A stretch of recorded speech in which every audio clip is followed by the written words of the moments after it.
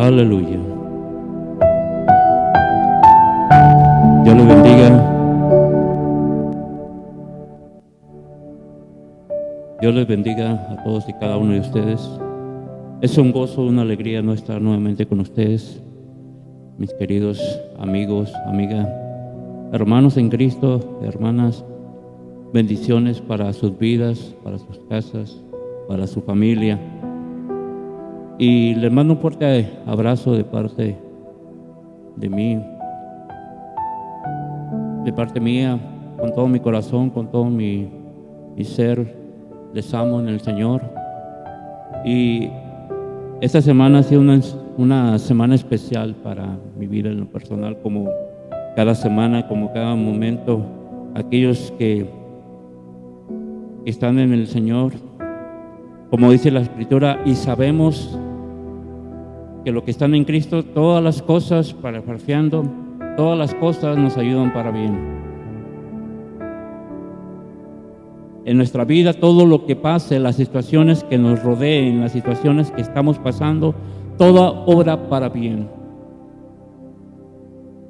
Así que tenemos que estar contentos aún en las situaciones adversas, porque sabemos que esas situaciones nos van a traer un bien, un crecimiento en nuestra vida espiritual, un crecimiento en nuestro ser, en nuestro hombre interior, que cada día tiene que estar creciendo y creciendo y creciendo para llegar a la estatura perfecta que dice la Escritura, que es en Cristo Jesús. Así que todas las circunstancias que nos rodeen y las cosas que nos pasen, tenemos que darle gloria a Dios, porque todo eso nos ayuda para bien. Y voy a seguir, que ahorita quiero compartir unas cosas que han pasado en esta semana con ustedes, pero quiero seguir con el mismo título de la palabra que he estado compartiendo la semana pasada. Me quedé pendiente con la otra parte de la palabra y quiero seguir compartiendo bajo el título del mensaje que se llama, y es una pregunta: ¿qué pide el Señor tu Dios de ti? ¿Qué es lo que Dios pide de nosotros? ¿Qué es lo que Dios demanda de parte de nosotros? Hablamos que la semana pasada les compartía que muchos de nosotros le hemos pedido cosas a Dios, y Él en su grande misericordia y amor algunas veces nos ha contestado con favores, con milagros, con sanidades, con situaciones que hemos estado viviendo, y en ese momento nos acordamos de Dios. En el momento de nuestra aflicción nos acordamos de Dios, y Dios en su infinita misericordia nos ayuda o nos concede un milagro, o nos concede una situación que nos saca del apuro en ese momento. Pero ahora vamos a estar viendo la otra cara de la moneda. Y la otra cara de la moneda es qué es lo que Dios pide de nosotros, o qué es lo que Dios demanda de nosotros. Y eso es lo que voy a seguir compartiendo. Deuteronomio capítulo 10 me estaba tomando como referencia la escritura que se encuentra en Deuteronomio capítulo 10, versículos 12 y 13. Dice: ahora pues, Israel, ¿qué pide Jehová tu Dios de ti? Sino que le temas a Jehová tu Dios, que andes en todos tus caminos, y que lo ames y sirvas a Jehová tu Dios con todo tu corazón, con toda tu alma, y que guardes los mandamientos de Jehová y sus estatutos que yo te prescribo hoy, para que tengas prosperidad. Oremos. Padre, en el nombre de Jesús, te pido que seas tú en este momento hablando a cada una de las vidas que van a estar viendo y escuchando este mensaje a través, Señor, de las redes sociales. Que allí donde ellos se encuentren, Señor, escuchando esta palabra, Que seas tú, Señor, Señor, descendiendo sobre sus vidas y trayendo y produciendo un cambio sobre sus corazones. Porque la palabra de Dios es viva y es eficaz. La palabra es viva y es eficaz. Y es más cortante que toda espada de doble filo, que penetra hasta partir el alma y discierne los pensamientos y las intenciones del corazón. Así que a través de tu palabra, declaro, Señor, que tú vienes penetrando a lo más profundo de cada corazón, de cada ser, sobre cada persona que va a estar escuchando este mensaje. Y asimismo vas a convertir ese corazón, esa alma, para la gloria de tu nombre. Por los méritos de nuestro Señor y Salvador Jesucristo, te lo ruego. Amén y amén. Gloria a Dios.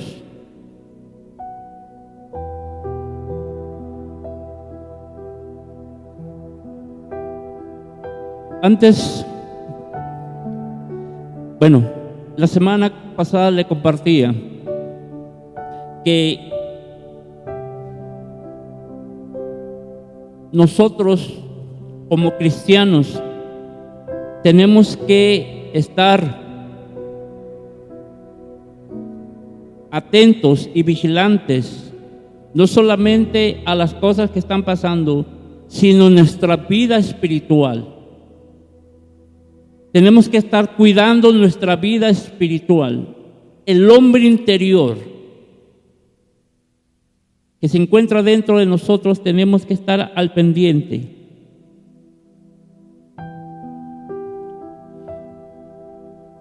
Anoche tenía un sueño. En ese sueño estaba platicando con el pastor donde me congrego hoy, en la actualidad en la iglesia. Y platicando con él, con el pastor, en ese sueño, yo le decía: hermano, pastor, hay buenos mensajes de parte de Dios. Hay mensajes muy tremendos de parte de Dios que Dios le ha dado a los predicadores, a los pastores. Son mensajes muy fuertes, muy impactantes que Dios le ha dado a través de esos varones o de esas personas. Y yo recuerdo que en ese sueño le decía: pero el problema o la situación de las cosas por lo cual no hay un cambio es que no se vive lo que predicamos. No estamos viviendo lo que hablamos. Conocemos de la palabra de Dios, entendemos de la palabra de Dios, pero no vivimos la palabra de Dios. Por eso la palabra no impacta de tal manera que haya un cambio en aquellas personas que estén escuchando el mensaje. El día viernes que estaba escribiendo, anotando el mensaje que he estado trayendo con ustedes, el día viernes estaba sentado en la mesa escribiendo, leyendo la Biblia, apuntando versículos, apuntando los pensamientos o el comentario de parte del Espíritu Santo que me decía: esto es por esto y esto está pasando, y estaba anotando en mis hojas. Y hay algo que me impactó muy fuerte, que sinceramente no pude evitar que salieran mis lágrimas. Recuerdo que cuando estaba anotando y estaba escribiendo, llegó mi sobrino, un niño como de 10 años. Llegó mi sobrino y se me puso a un lado y empezó a ver qué es lo que estaba haciendo, cómo estaba escribiendo la palabra de Dios en la escritura. Y empezó a decir que él quería hacer lo que yo hago. Dice: tú lo hablas en español, pero yo lo hablo en inglés. Me empezó a hablar en inglés. Yo desafortunadamente no tengo mucho conocimiento de inglés, entiendo algunas cosas no. Y lo que poco que yo le pude entender a mi sobrino era un niño de 10 años. Me decía, yo quiero predicar o quiero hacer mensajes así como tú lo haces en español, yo lo quiero hablar en inglés. Dije, wow, digo, por gloria a Dios, mi hijo, adelante. De repente agarró su Biblia y se fue con su mamá. Y se fue y se sentó a un lado de su mamá en el sillón y le dijo a su mamá que le leyera la Biblia. En ese momento yo me levanté y me fui y lo miré que estaba sentado. Aquel niño de 10 años estaba sentado al lado de su mamá escuchando escuchando la lectura de la Biblia que su mamá le estaba leyendo en ese momento. Y lo que me llamó la atención que él tenía una hoja y tenía un lápiz en la mano y haciendo apuntes de lo que su mamá le estaba diciendo. Su mamá voltea y me dice, es que dice que él quiere estudiar la palabra de Dios así como tú la estás estudiando. Cuando me dijo eso, impactó tanto mi corazón porque yo decía, wow, ese es el ejemplo que yo le estoy poniendo a mi sobrino. Ese es el ejemplo que yo le estoy poniendo a un niño de 10 años. Que al ver cómo yo estaba estudiando y haciendo puntos de la palabra de Dios, él también quería hacer igual las cosas. La palabra de Dios tiene que impactar en nuestra vida para poder impactar a otros. La palabra de Dios tiene que hacerse realidad en nuestra vida para que así poder compartirlas y que otros vean la palabra de Dios escrita en nuestros corazones, como dice la Escritura. No puede evitar y empecé a llorar y dije, Señor, gracias. Porque ese es el ejemplo o ese es el legado que yo le estoy dejando a las futuras generaciones. El ver que ellos están mirando cómo estoy estudiando la palabra de Dios y ellos también quieren estudiar la palabra de Dios. Aunque muchas veces como ser humanos queremos claudicar en el camino, pero al ver esas situaciones yo digo, no, adelante, tengo que ser fuerte, tengo que seguir predicando la palabra de Dios, porque ese es el legado que yo le estoy dejando a mis sobrinos.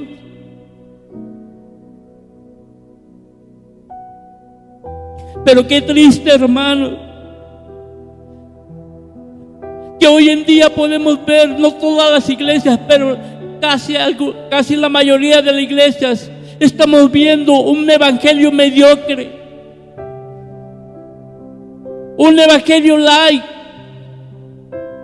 un evangelio que no está predicando el verdadero evangelio, un evangelio que no está llevando el carácter, el cambio de Cristo a las naciones.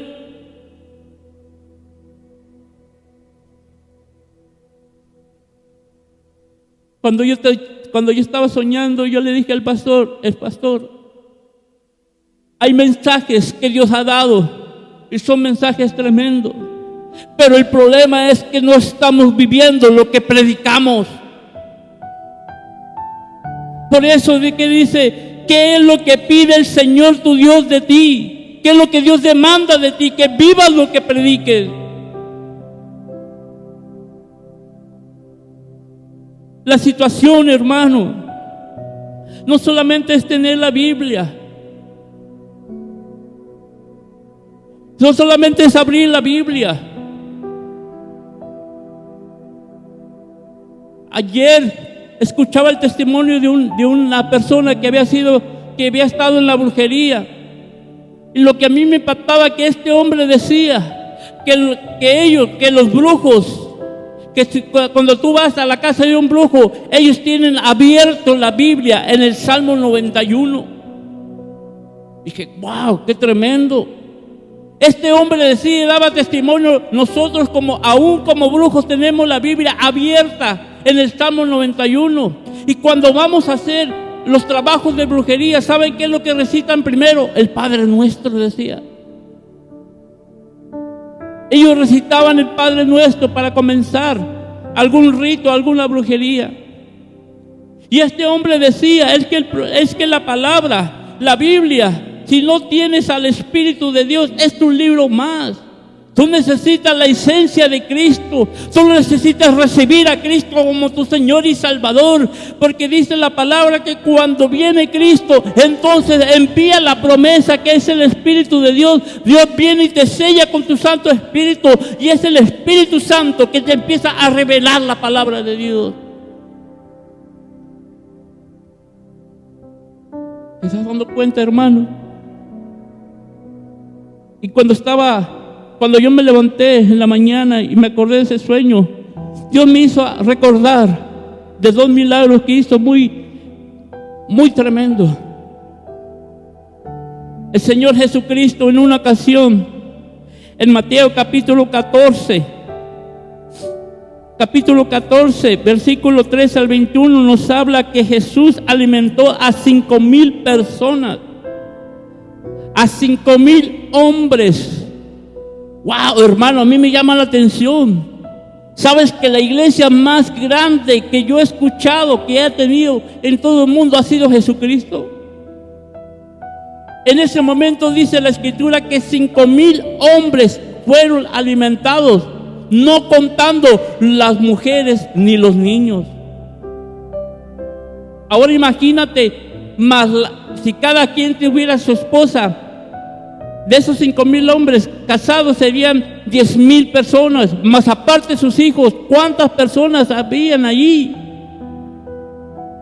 Algunas 15,000. Hay unos que tienen hasta 2 hijos, 3 hijos. Algunos 30,000 personas estaban allí. Esa era la iglesia que tenía Jesucristo en ese momento, impactando los corazones. Dice las palabras que ellos se ponían y querían escuchar las palabras del Maestro. Él otra vez les hablaba acerca de la mujer del flujo de sangre. Y dice que cuando llegó Jesús a la ciudad, dice que una multitud le apretaba, le oprimía. ¿Por qué? Porque eran miles de gente que se le acercaban y querían escuchar la palabra del Maestro. Dice que ella se tuvo que abrir paso entre la multitud porque todos le apretaban.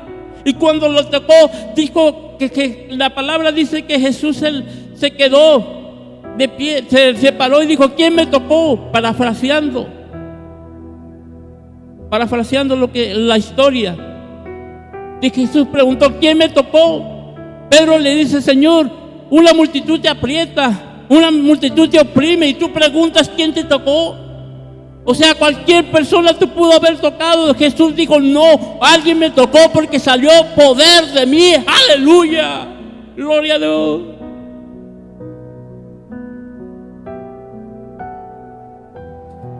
Salió poder de mí, dijo Jesús.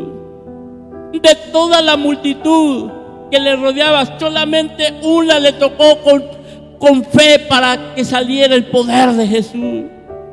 ¿Qué quiere decir eso?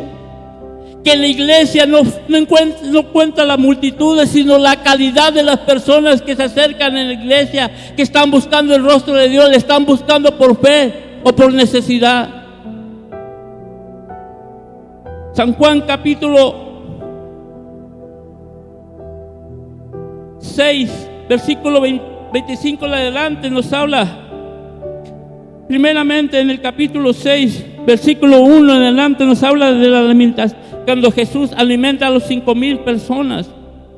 Más adelante en ese mismo capítulo nos cuenta en el versículo 25, dice, y hallándole al otro lado del mar, le dijeron, Rabí, ¿cuándo llegaste acá? Y fíjate bien lo que le contestó Jesús. Dice, versículo 26, le respondió Jesús y le dijo, de cierto os digo, que me buscáis no porque habéis visto las señales, sino porque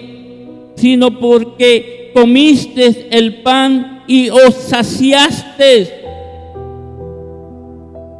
Ya todos los 5,000 personas que habían alimentado, más las mujeres y los hijos, de todas esas multitudes, no todos le estaban siguiendo a Jesús por las señales y los prodigios, no todos le estaban siguiendo por las maravillas que él estaba diciendo o por las señales que él estaba haciendo.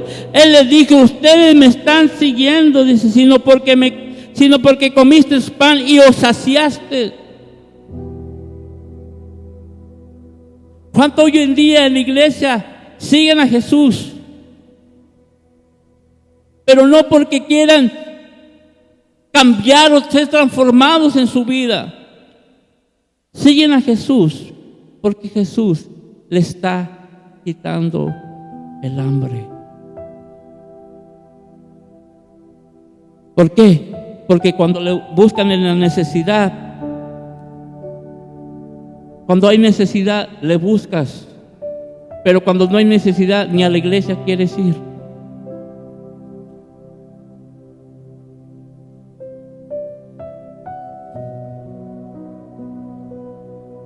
Deuteronomio capítulo 10, versículos 10 al 13 dice, ahora pues, Israel, ¿qué pide el Jehová tu Dios de ti?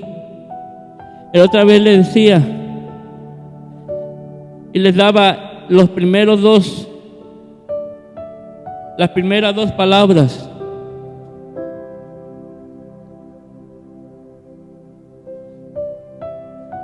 Dice, ahora pues Israel, ¿qué pide Jehová tu Dios de ti? Número 1, sino que le temas a Jehová. Les decía y les explicaba qué es lo que era el temor de Jehová. Y número 2, les decía que anduvieses en sus caminos. ¿Qué pide el Jehová tu Dios? Dice que le temas a Jehová. Le decía, una cosa es tener miedo de Dios por causa de una vida pecaminosa, sabiendo que traerá consecuencias si seguimos en esa vida pecaminosa. Una cosa es tenerle miedo a Dios, porque sabes que estás mal delante de Dios y no te quieres acercar.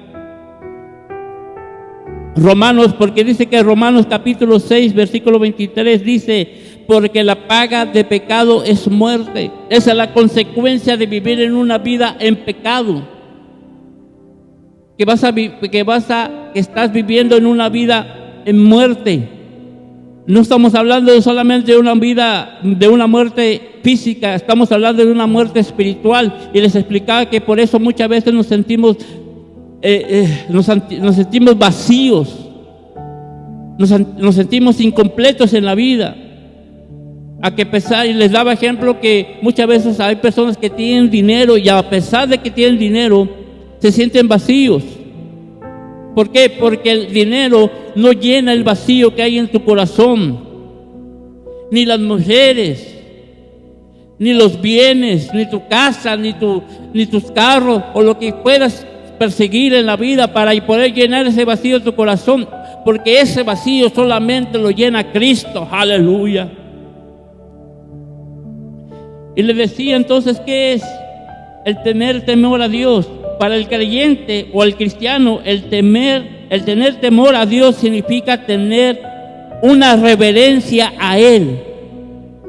Para el cristiano, el temor a Dios significa tenerle reverencia a Dios, respetar a Dios, obedecer a Dios y someternos a la voluntad de Dios.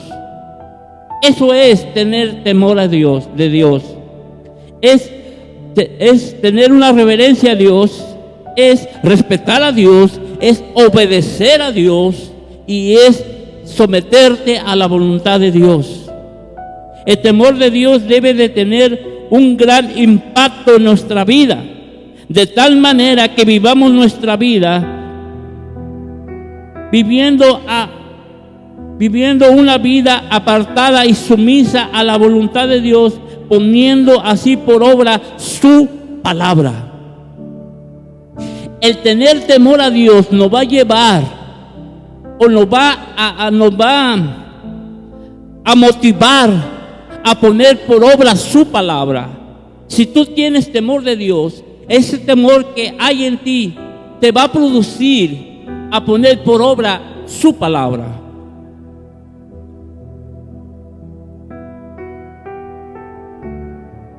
Siendo asimismo hacedores de la palabra y no solamente oidores de la Biblia. Santiago capítulo 1 versículo 22 dice: mas ser hacedores de la palabra y no tan solo oidores, engañándose a vosotros mismos.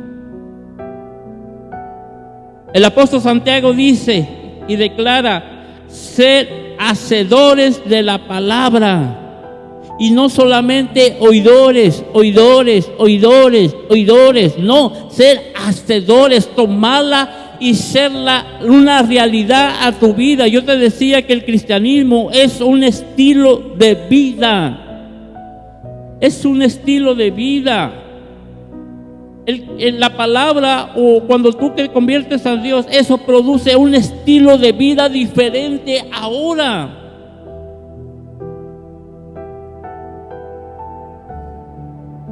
Ese es el temor a Dios. El número 2, ¿qué es lo que pide el Señor de nosotros? Que andemos en todos sus caminos.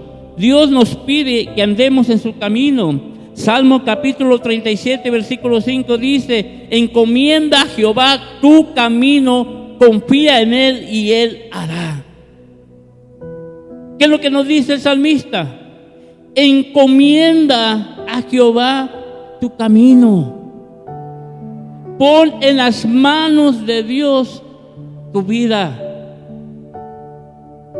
La pregunta es: ¿cómo está nuestro camino hoy en día? ¿Cómo está nuestro camino hoy en día y cómo es nuestro estilo de vida hoy en la actualidad? ¿Estamos viviendo conforme al estilo de vida de su Hijo Jesucristo? ¿Estás viviendo realmente conforme al estilo de vida de la palabra de Dios? La Biblia dice, Proverbios 14:12 dice: hay caminos que al hombre le parecen derechos, pero su fin es un camino de muerte. ¿Qué quiere decir eso? Que muchas veces en nuestra idea, o en nuestros pensamientos, en nuestros conocimientos, creemos que estamos caminando bien, pero no nos estamos dando cuenta que ese camino nos está llevando a un camino de muerte. Quiere decir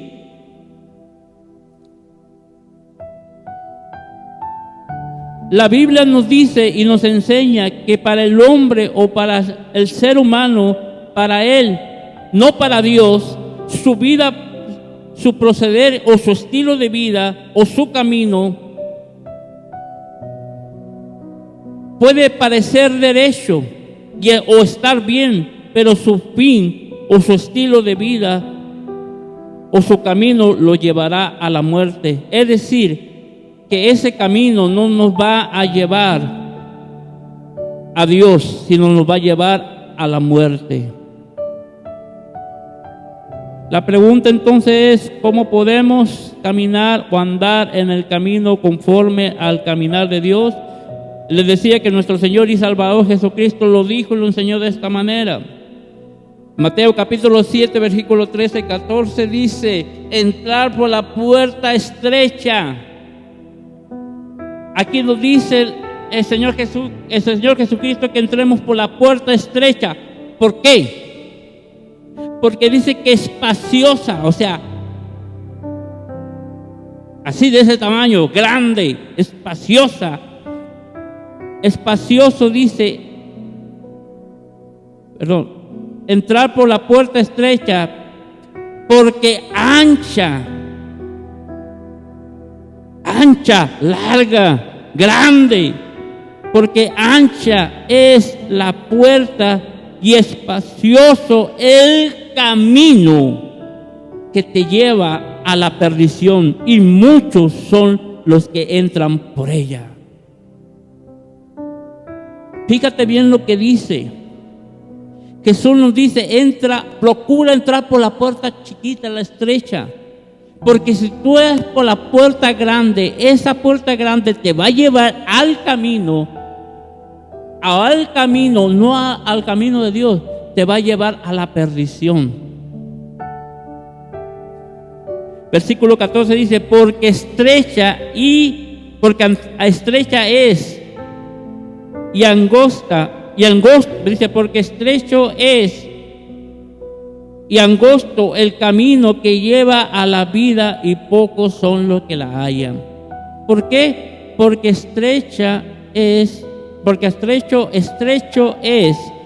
y angosto el camino que lleva a la vida, y pocos son los que la hallan. Tenemos que entrar por la puerta. ¿Y cuál es la puerta? Ya les dije y les vuelvo a repetir. Jesús dijo, San Juan capítulo 10, versículo 9, dice, yo soy la puerta, el que por mí entrare será salvo, y entrará y saldrá y hallará pastos. ¿Quién es la puerta? ¿Por cuál es la puerta que tenemos que entrar? Por la puerta que es Jesucristo. Si tú no entras a través de la puerta para empezar a caminar conforme al camino de Dios, que es a través de Jesucristo, el primer paso para empezar a caminar bajo la voluntad de Dios es aceptar a Jesús como tu Señor y Salvador. Si tú no tienes a Jesús, tú no puedes entrar. Ese es el requisito número 1 y el principal para poder caminar ahora conforme al camino de Dios. ¿Qué es lo que pide el Señor, tu Dios del Deuteronomio? Dice que le tengas temor, y aparte dice que andes en su camino, y para poder andar en ese camino tú necesitas primeramente aceptar a Jesús como tu Señor y Salvador. Punto. No hay otro más. Pero ahora quiero seguir en lo siguiente. Eso fue lo que dije la semana pasada. Y quiero llegar aquí rápidamente porque se me está yendo el tiempo. Y esto es algo muy importante. Deuteronomio 10:12 dice, ahora pues Israel, ¿qué pide Jehová tu Dios de ti? Número 1, que le temas a Dios. Ya te dije que eso es lo que significa tener temor a Dios. Número 2, que andes en su camino. Ya te dije que debes de dar el camino de Dios o el propósito de Dios en tu vida, pero para poder entrar al caminar, tú necesitas primeramente aceptar a Jesús. Y sigue diciendo la Escritura, ahora pues Israel, ¿qué pide Jehová tu Dios de ti? Sino que temas a Jehová tu Dios, que andes en todos sus caminos y que le ames. Y voy a leer todo porque lo que voy a explicar ahorita encierra todo lo demás. Y que le ames y le sirvas a Jehová tu Dios con todo tu corazón, con toda tu alma. Que guardes sus mandamientos de Jehová y sus estatutos que yo te prescribo hoy. La palabra prescribo es te recomiendo. Eso es lo que yo te recomiendo hoy o te mando. Como dicen por ahí, abusado, hermano. Dice que yo te prescribo hoy, ¿para qué? Para que tenga prosperidad. Aleluya. Entonces, punto número 3, y con esto voy a encerrar todo. Lo que habla lo siguiente, que dice que le ames y que le sirvas, porque si amas a Dios, tú vas a entrar al servicio a Dios.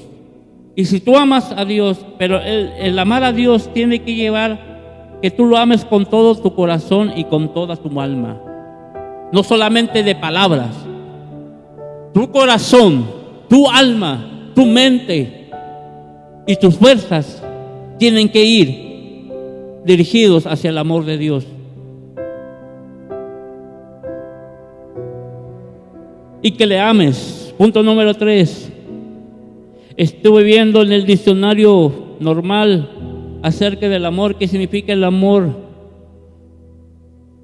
Uno de los pensamientos que significa el amor, según el diccionario, dice, es un sentimiento intenso, del ser humano que partiendo de su propia insuficiencia, es un sentimiento en el ser humano que partiendo de su propia insuficiencia, o sea que es insuficiente, el ser humano en sí mismo nunca será suficiente. Él necesita el apoyo de otra persona. Es lo que se está declarando, o el concepto de lo que es el amor. Que el ser humano en su propia insuficiencia necesita y busca el encuentro y unión de otro ser. Fíjate qué tremendo, hermano. El sentimiento del amor, según los datos del diccionario popular, dice que es un sentimiento intenso del ser humano que partiendo de su propia insuficiencia, que en sí mismo es insuficiente, necesita y busca el encuentro y unión con otro ser. Pero aquí el problema es cuando no encontramos el verdadero apoyo a nuestra insuficiencia. ¿Y qué es lo que hacemos? Nos apoyamos en una pareja, nos apoyamos en un amigo, nos apoyamos en el dinero, nos apoyamos en muchas cosas, pero muchas veces ignoramos y no queremos aceptar que el verdadero apoyo a nuestra vida, que es insuficiente en sí misma, proviene del cielo. Cuando tú te apoyas en Dios, entonces tu insuficiencia te hace suficiente. Por eso Pablo le decía al Señor Jesucristo, parafraseando, le decía que él tenía un aguijón y se lo pedía que se lo quitara. Y la respuesta de Dios fue, y le dijo, bástate de mi gracia, porque mi poder se perfecciona en tu debilidad. Parafraseando es, bástate de mi poder, de mi gracia, de mi amor, porque tu insuficiencia en lo que tú no puedes, mi poder se va a perfeccionar allí, en lo que tú no puedes hacer. Por eso dice la palabra que amarás al Señor, que lo ames. En segundo término es, la segunda opción que te habla en el diccionario dice que es un sentimiento hacia otra persona que naturalmente nos atrae y que procurando reciprocidad quiere decir que tú das amor, pero también recibes amor. Amén. Que tú depositas amor en Dios, pero también Dios nos ama a nosotros. Es un amor de reciprocidad. También es difícil mencionar esta palabra. Es un amor de reciprocidad. Reciprocidad. Que tú das y también recibes. Pregunta: tú no has recibido amor de parte de Dios. Claro, hermano, claro, hermana, claro, amigo, amiga que me escuchas. Si hasta este momento tú estás vivo, si hasta este momento tú respiras, es por la gracia y la misericordia de Dios sobre tu vida. Porque Dios te ha dado un nuevo día, una nueva oportunidad. Si no le conoces, para que le conozcas. Y si le conozcas, para que le sigas conociendo, para que te sigas fortaleciendo en Él y en su palabra.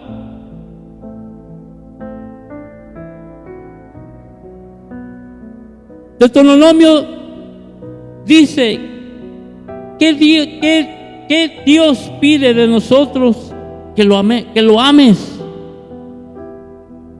Significa entregar a Dios el amor más profundo y puro y completo de nuestra existencia.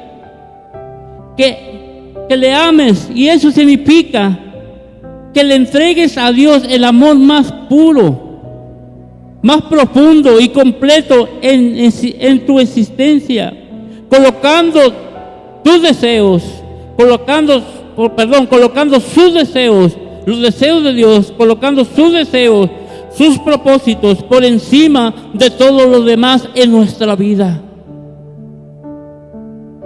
El amor es un amor de reciprocidad. Tú vas a manifestar el amor de Dios, tú le vas a dar el amor. Si tú amas a Dios, tu reciprocidad va a ser que tú te entregues con un amor profundo, puro y completo de nuestra existencia, colocando sus deseos, sus propósitos por encima de lo demás en la vida, como el centro de nuestros sentimientos, anhelos y acciones. ¿Y cuál es la esencia? El amor a Dios es un compromiso integral que implica dedicarle todo tu ser. A Dios, encasillando toda nuestra esencia y poniéndola al servicio de Dios. ¿Y cuál es la esencia del ser humano? ¿Cuál es la esencia de nosotros? Que encierra todo nuestro ser, al cual ponemos a los pies de nuestro Dios y al servicio de nuestro Señor y Salvador Jesucristo. ¿De qué esencia estoy hablando? De la esencia que le ames a Dios con todo tu corazón, con toda tu alma, con toda tu mente y con todas tus fuerzas. Eso es lo que encierra nuestra esencia. Nuestra esencia es nuestro corazón, nuestra alma, nuestra mente y nuestras fuerzas, influyendo así en nuestra vida, en cada decisión y acción, entendiendo que Dios es el más fuerte, entendiendo que Dios es la fuente de toda plenitud y propósito en la vida. El día que tú entiendes que Dios es la fuente de la plenitud, de aquel que todo lo llena, y es el propósito en la vida, en tu vida, en mi vida, en ese día vas a entender lo que es amar a Dios.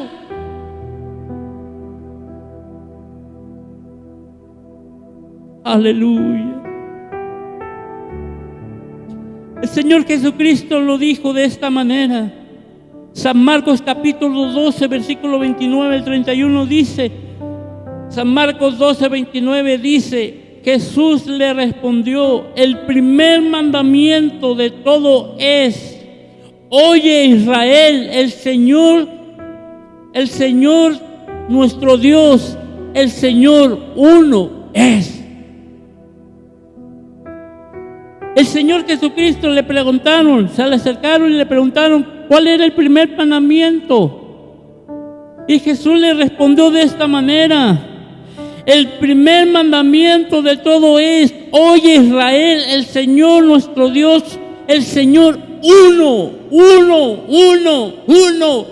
es. El único Dios es Jesús. El único Salvador es Jesús, no hay más.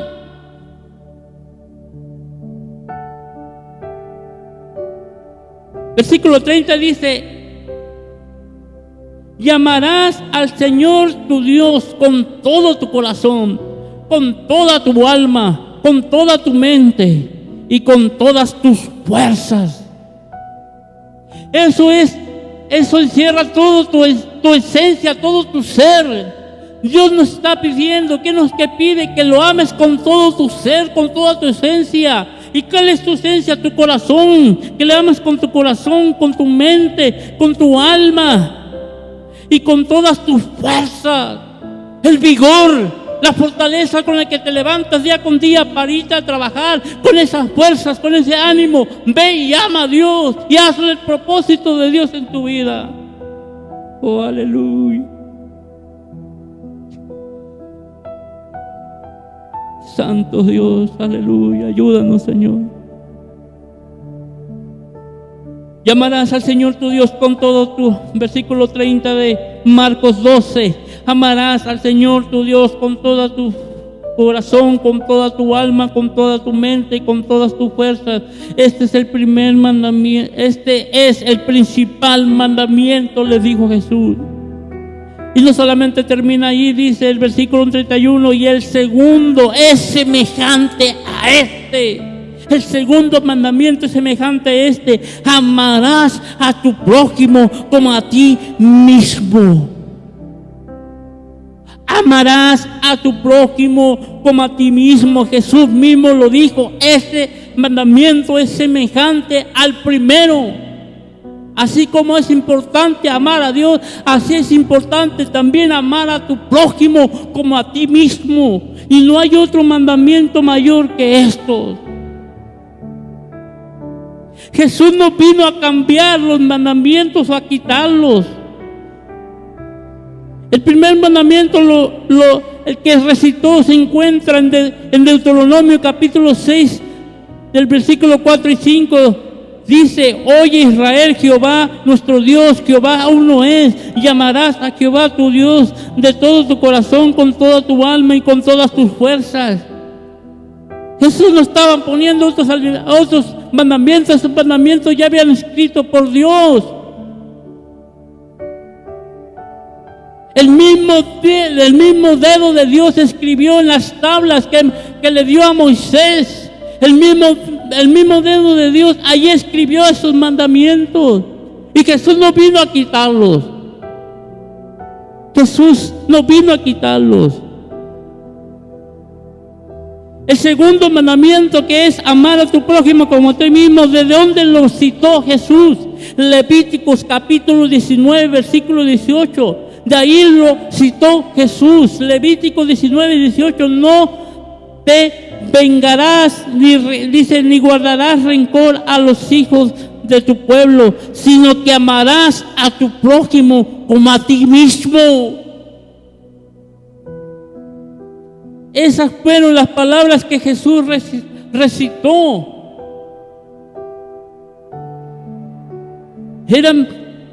Jesús lo que hizo esto es tomar los mandamientos, las leyes, los estatutos de Dios, del Padre, y hacer un resumen de ellos. Jesús resumió los mandamientos en dos. ¿Por qué? Porque si tú amas a Dios, no tendrás imágenes, no te harás imágenes, no te inclinarás ni doblarás tus rodillas a esa imagen, porque si tú amas a Dios, tú vas a respetar a Dios. Si tú amas a Dios, tú no tendrás que idolatrar el dinero. El dinero no será tu Dios, porque tú amas a Dios y sabes que Dios es más importante que el dinero. Porque ¿qué fue lo que hizo Jesús? Resumió los mandamientos en dos.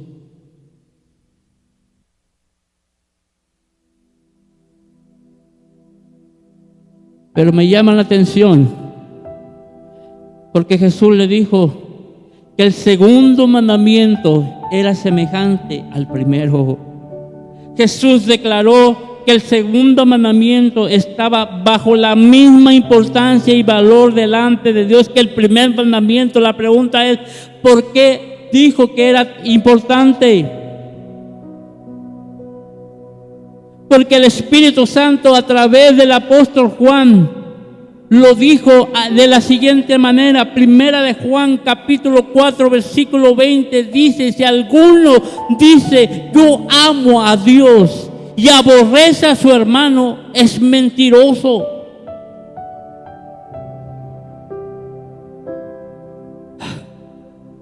Aleluya. No, hermano, presta atención en esto.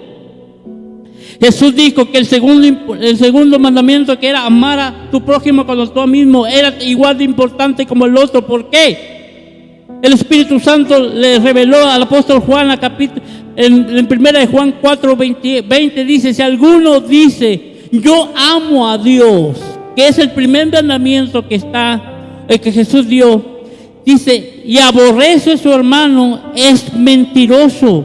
Pues el que no ama a su hermano, a quien ha visto cara a cara, a quien lo ha conocido, visto, ¿cómo puede amar a Dios a quien no ha visto?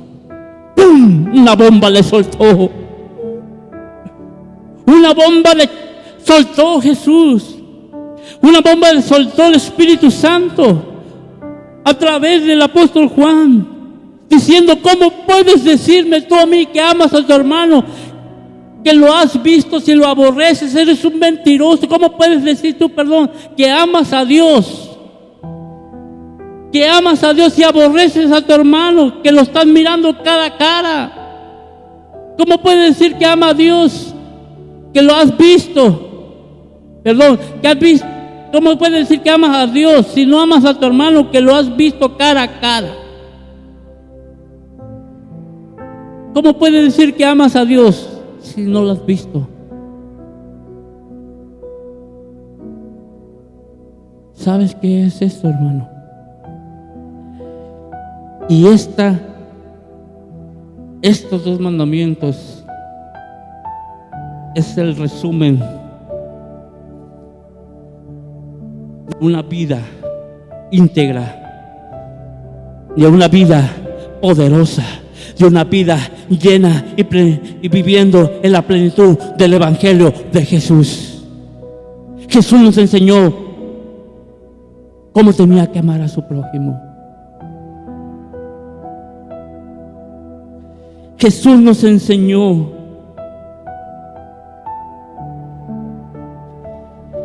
qué es lo que es amar a su prójimo.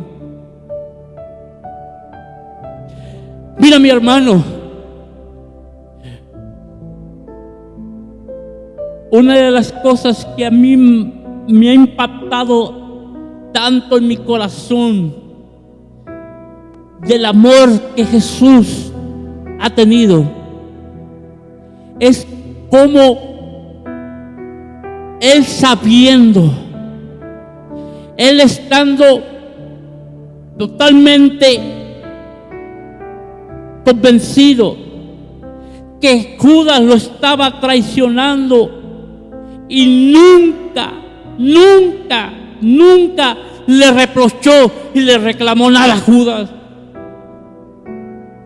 Y aún así Jesús lo amaba. Tú puedes imaginar a Jesús teniendo un pequeño rencor en el corazón de Jesús, sabiendo que Judas lo estaba traicionando. ¿Tú te imaginas cómo se sentía Jesús?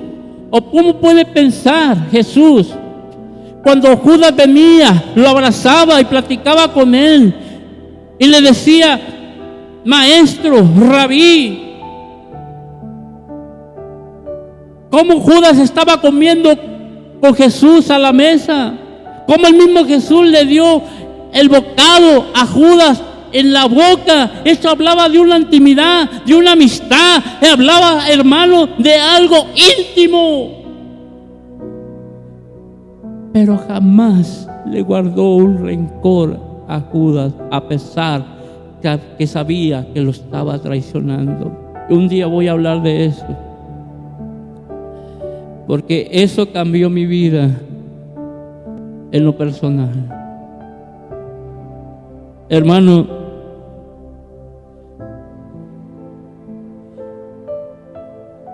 ¿Por qué Jesús dijo?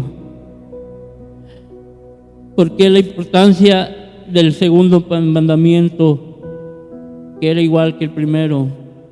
Porque si no amamos a nuestro hermano, aborrecemos a nuestro hermano, nos hacemos mentirosos. Pues dice, pues el que no ama a su hermano, a quien lo ha visto, ¿cómo puedes amar a Dios a quien no has visto? Amén. Por esta razón Jesús dijo, San Juan capítulo 13, versículos 34 y 35, un mandamiento nuevo os doy, que os améis los unos a los otros como yo os he amado también, así os améis los unos a los otros. Y en esto conoceréis todos que sois mis discípulos. En esto conoceréis a todos que sois mis discípulos, sino si tuviereis amor los unos a los otros. En esto conoceréis que sois mis discípulos, que tengamos amor los unos por los otros. Mira, hermano, te voy a soltar algo. Parafraseando, cuando Eva fue descubierta que había tomado del fruto prohibido que Dios le había dicho en el huerto del Edén, vino Dios y tuvo un encuentro con ella y con la serpiente. Eva le preguntó, ¿qué es lo que has hecho? No, pues la serpiente me engañó y comí del fruto. Y cuando Dios le dijo cuando Dios se da cuenta, bueno, ya se había dado cuenta porque Dios es omnisciente, omnipresente, donde quiera está y todo lo ve, todo lo sabe. Solamente quería que la mujer reconociera su error. Pero ese es otro tema. A lo que hoy es a esto. A la mujer le dijo algo, que por haber comido de ese fruto, ahora ella iba a dar a luz con dolor. Que cada parto, que cada vez que ella tuviera un hijo, ahora lo iba a tener con un dolor, con dolores. Y a la serpiente le dijo lo siguiente. A la serpiente también le dio un juicio y le dijo, ahora te arrastrarás sobre tu pecho y comerás polvo. Comerás polvo. Ahora voy a tomar ese pasaje y te lo voy a descifrar en el mundo espiritual. La Biblia nos enseña y nos dice que el hombre, que lo que Dios utilizó para formar el cuerpo del hombre fue el barro, el polvo de la tierra. Para ¿cómo se puede decir? El material que Dios utilizó para formar el cuerpo del hombre fue el polvo de la tierra. Quiere decir que el cuerpo del hombre es compuesto del polvo de la tierra, es tierra. Solamente que Dios le dio vida a través de su soplo.